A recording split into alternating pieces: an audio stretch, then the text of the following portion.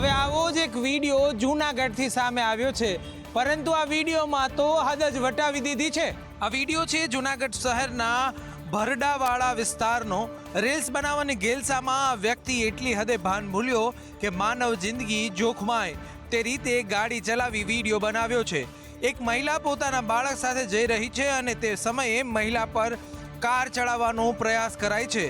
બેશરમીની હદ તો ત્યાં કે આ વ્યક્તિ વટાવે છે કે જ્યારે આગળ પણ આ જ રીતે રાહદારી પસાર થઈ રહ્યા છે અને તે રીલ્સ બનાવવામાં જ પડ્યો છે।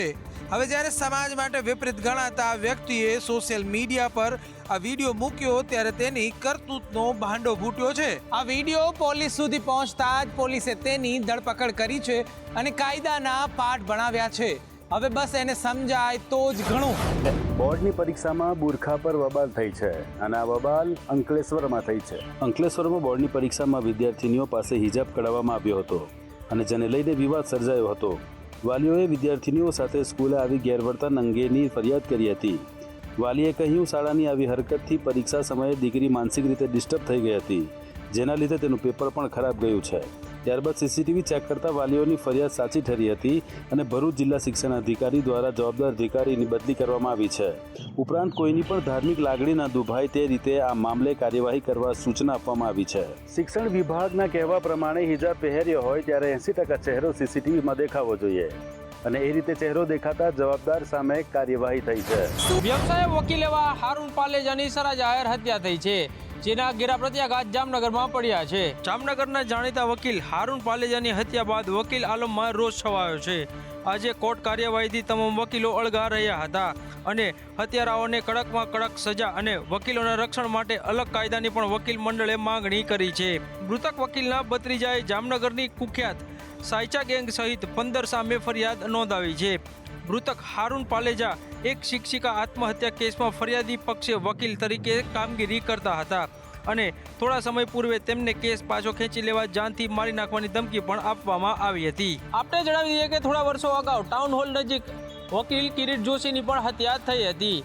વકીલની બીજી હત્યાના બનાવથી વકીલો સમસમી ગયા છે। લોકસભાની ચૂંટણી સામે આવી ગઈ છે, એવામાં સુરતમાં CR પાટીલનું સહકારી ક્ષેત્ર લઈને મોટું નિવેદન સામે આવ્યું છે। મેં જોયું કે ભારતીય જનતા પાર્ટીના કાર્યકર્તાઓ સહકારી ક્ષેત્રના આગેવાનો હિલ્લો કરતા હતા। મેં જોયું કે ભારતીય જનતા પાર્ટીના કાર્યકર્તાઓ સહકારી ક્ષેત્રના આગેવાનો હિલ્લો કરતા હતા। મેં જોયું કે ભારતીય જનતા પાર્ટીના કાર્યકર્તાઓ સહકારી ક્ષેત્રના આગેવાનો હિલ્લો કરતા હતા। અલગ અલગ પાર્ટીના લોકો સાથે ગઠબંધન કરી નાખતા હતા અને એની ખરાબ અસર એ પાર્ટી ઉપર પણ પડતી હતી।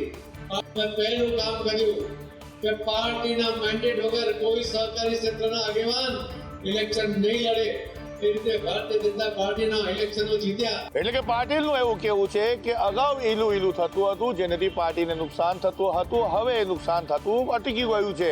હવે આ નિશાન જેને મારવામાં આવ્યું છે એને બરાબર લાગ્યું છે કે નથી તે તો આવનારો સમય જ બતાવશે। અત્યાર સુધી એવું લાગતું હતું કે માત્ર કોંગ્રેસમાં જ કકરાટ છે, પરંતુ એવું નથી। ચૂંટણી નજીક આવતા ભાજપમાં પણ તણખા જર્યા છે।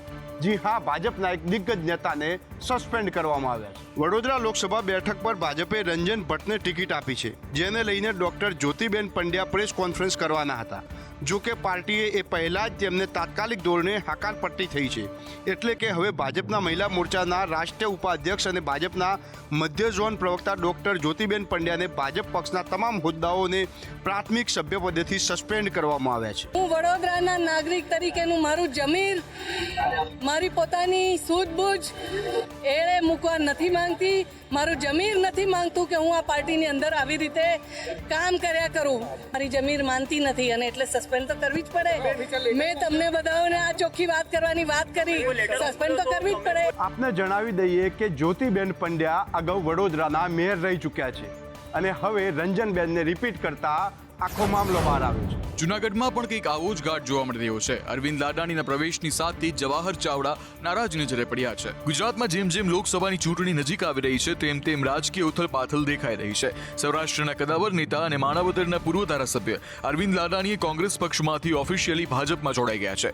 પાટીલે પક્ષમાં તેઓનું સ્વાગત કર્યું છે, પરંતુ આ બધાની વચ્ચે જવાહર ચાવડાની ગેરહાજરી નારાજગી અસંતોષની લાગણી બતાવીને ગઈ છે. એ વચ્ચે સભામાં CR પાટીલે જવાહર ચાવડાની અનુપસ્થિતિ અંગે કંઈક આવી ટકોર કરી. કોઈ પણ કાર્યકર્તા ઘરમાં ના બેસે, આવું પાપ ના કરે. નારાજ હોય તો અમને કહી દો, જિલ્લાના પ્રમુખને કહી દો, કોઈ આગેવાનને કહી દો, પણ ઘરમાં બેસવા માટેનો અધિકાર ભારતીય જનતા પાર્ટીના કાર્યકર્તાને નથી.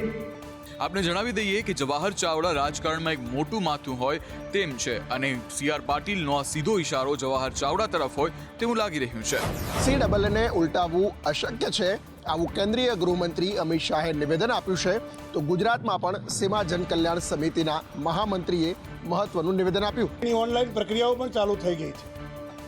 આપણો પણ પ્રયાસ એવો છે કે ખૂબ ગુજરાત તરફથી એ પ્રકારની યોજના બને અને એનું અમલીકરણ પણ ચાલુ થઈ ગયું છે કે સહજતાથી બધાને, કેમ કે અભણ પણ બહુ મોટી સંખ્યા છે, તો એને સહજતાથી નાગરિકતા મળી રહે એના માટેની દરેક જગ્યાએ એક કેન્દ્રો શરૂઆત પણ આપણે કરી રહ્યા છીએ અને એને ઓનલાઈન પ્રક્રિયાની બધી જ વિધિ ત્યાં થઈ જાય એ પ્રકારની પણ યોજના બનેલી છે. અને એવું લાગે છે કે બહુ ટૂંકા સમયની અંદર આપણે ગુજરાતની અંદર આ 60% પરિવારોને નાગરિકતા પ્રાપ્ત કરવામાં સફળતા પ્રાપ્ત કરી શકશું. આપણે જણાવી દઈએ કે CAA ના કારણે 31 ડિસેમ્બર 2014 પહેલા આવેલા જે શરણાર્થીઓ છે એમને ભારતીય નાગરિકત્વ મળશે અને તેઓ ચૂંટણી પણ લડી શકશે. ઉનાળાની શરૂઆત થઈ ચૂકી છે, તેમ છતાં અમદાવાદમાં ચોમાસા જેવા દ્રશ્યો જોવા મળી રહ્યા છે. આ દ્રશ્યો જોઈને તમને ખુશી તો નહીં થાય, પરંતુ ચોક્કસથી એક સવાલ થશે કે જાકમ જોરવાળું અમદાવાદ કેવું છે. આ દ્રશ્યો છે મેટ્રો સિટી અમદાવાદની વરવી વાસ્તવિકતા અને મ્યુનિસિપલ કોર્પોરેશન તંત્રની ગોરબેદરકારીના. આ ઇન્ડિયા કોલોનીનો વોર્ડ અહીં અવારનવાર આવી જ રીતે ગટરો ઉભરાય છે અને તેના પાણી રોડ પર પડી વળે છે અને લાગે છે જાણે ચોમાસું આવ્યું હોય. ઓમનગર ક્રોસિંગ પાસે ડ્રેનેજ લાઈનો ઉભરતા તે પાણી રોડ પર વળવા લાગે છે અને ત્યાં અત્યંત દૂષિત પાણી જાહેર માર્ગ પર આવતા રોગચાળાની ભીતિ સેવાય છે. સાથે રાહદારીઓને પણ અહીંથી પસાર થવામાં પારવાર મુશ્કેલી વેઠવી પડે છે. વળી અધિકારીઓ ફોન ન ઉઠાડતા હોવાની પણ સ્થાનિકોની રાવ છે. આ અંગે અનેકવાર રજૂઆત પણ કરવામાં આવી છે, પરંતુ બહેરું અને બિઝી એટલે કે વ્યસ્ત તંત્ર જાણે પ્રજાની સમસ્યા સાંભળી કે જોઈ શકતું નથી.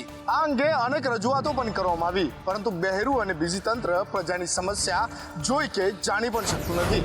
જૂનાગઢ મનપા હવે એક્શનમાં આવ્યું છે. એક જ દિવસમાં 1.10 કરોડનો વેરો વસૂલ કરવામાં આવ્યો છે.